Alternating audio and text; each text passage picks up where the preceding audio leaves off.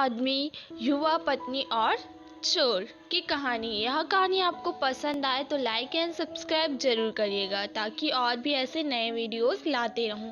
तो चलो स्टार्ट करते। किसी ग्राम में किसान दंपत्ति रहा करते थे। किसान तो वृद्ध था पर उसकी पत्नी युवती थी।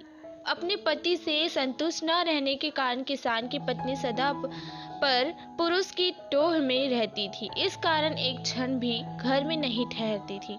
एक दिन किसी ठग ने उसको घर से निकलते हुए देख लिया।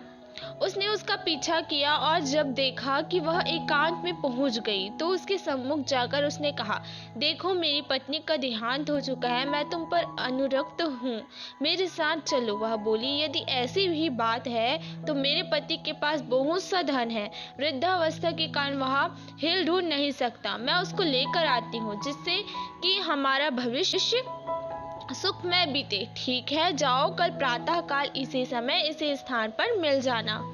इस प्रकार उस दिन वह किसान की स्त्री अपने घर लौट आई। रात होने पर जब उसका पति सो गया तो उसने अपने पति का धन समेटा और उसे लेकर प्रातः काल उस स्थान पर जा पहुंची। दोनों वहां से चल दिए। दोनों अपने ग्राम से बहुत दूर निकल गए थे कि तभी मार्ग में एक गहरी।